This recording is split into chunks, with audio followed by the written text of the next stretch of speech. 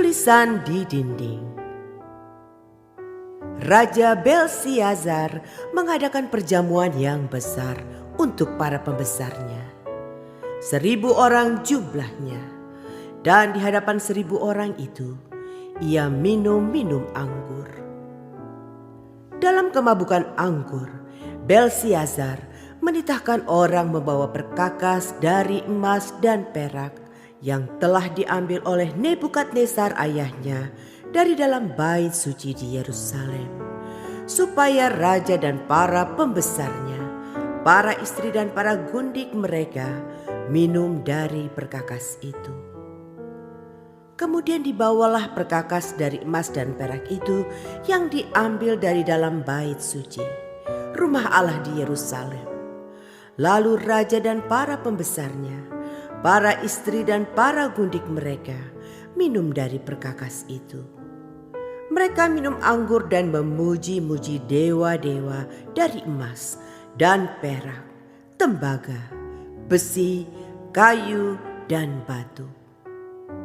Pada waktu itu juga tampaklah jari-jari tangan manusia menulis pada kapur dinding istana raja di depan kaki Dian, dan raja melihat punggung tangan yang sedang menulis itu.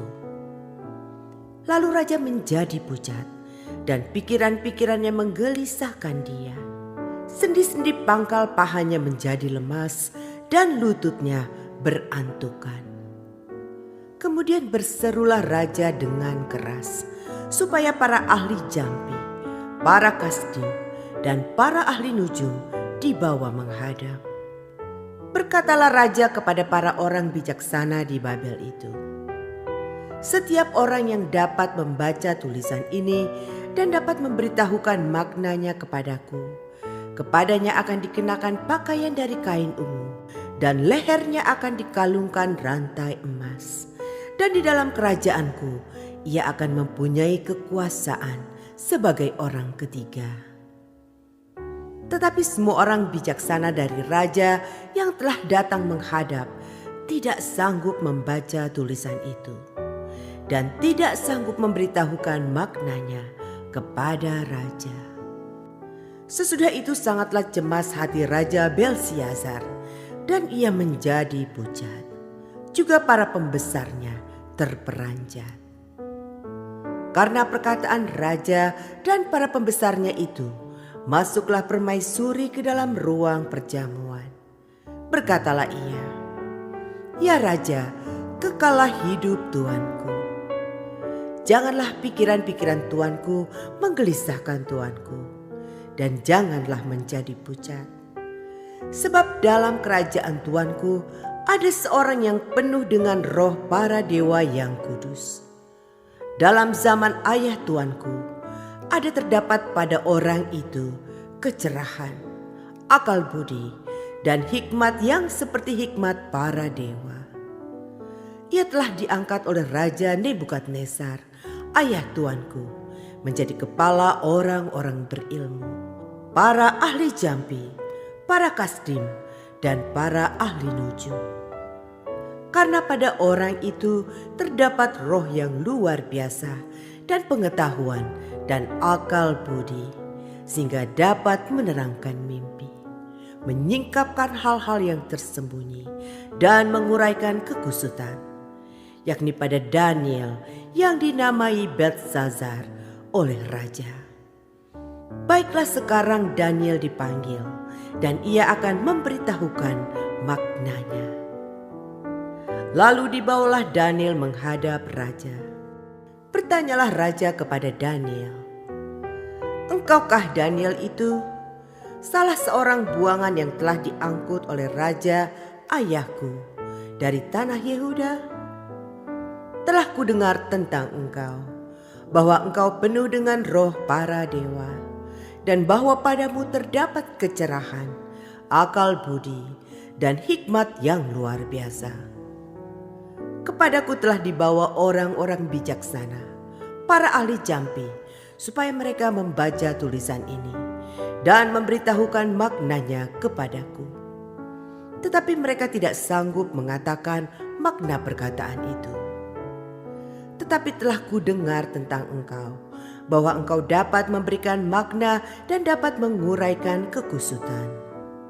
Oleh sebab itu, jika engkau dapat membaca tulisan itu dan dapat memberitahukan maknanya kepadaku, maka kepadamu akan dikenakan pakaian dari kain ungu, dan pada lehermu akan dikalungkan rantai emas, dan dalam kerajaan ini engkau akan mempunyai kekuasaan sebagai orang ketiga.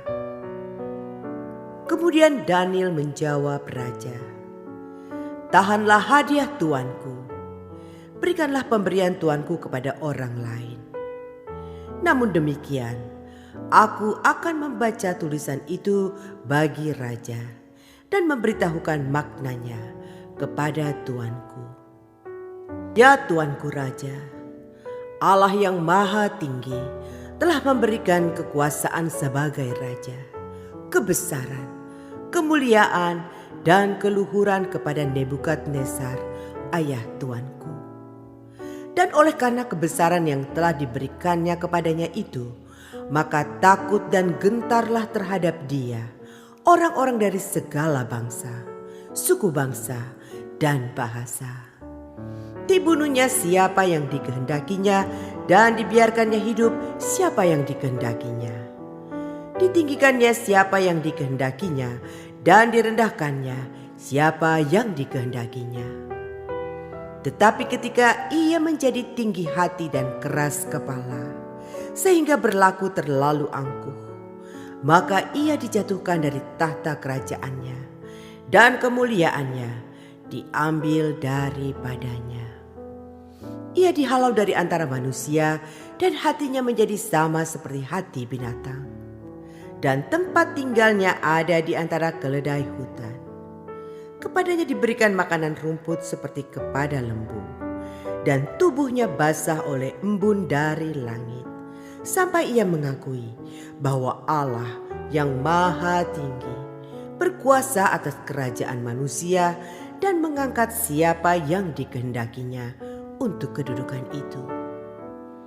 Tetapi tuanku Belsiazar, anaknya, tidak merendahkan diri, walaupun tuanku mengetahui semuanya ini. Tuanku meninggikan diri terhadap yang berkuasa di sorga. Perkakas dari baitnya dibawa orang kepada tuanku.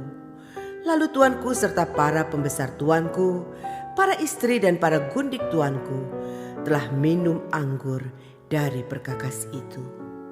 Tuanku telah memuji-muji dewa-dewa dari perak dan emas, dari tembaga, besi, kayu dan batu, yang tidak dapat melihat atau mendengar atau mengetahui. Dan tidak tuanku muliakan Allah yang menggenggam nafas tuanku dan menentukan segala jalan tuanku. Sebab itu ia menyuruh punggung tangan itu, dan dituliskanlah tulisan ini. Maka inilah tulisan yang tertulis itu: Mene Mene Tekel Ufarsin. Dan inilah makna perkataan itu: Mene, masa pemerintahan tuanku dihitung oleh Allah dan telah diakhiri. Tekel, tuanku ditimbang dengan raja dan didapati terlalu ringan. Peres, kerajaan tuanku dipecah dan diberikan kepada orang Media dan Persia.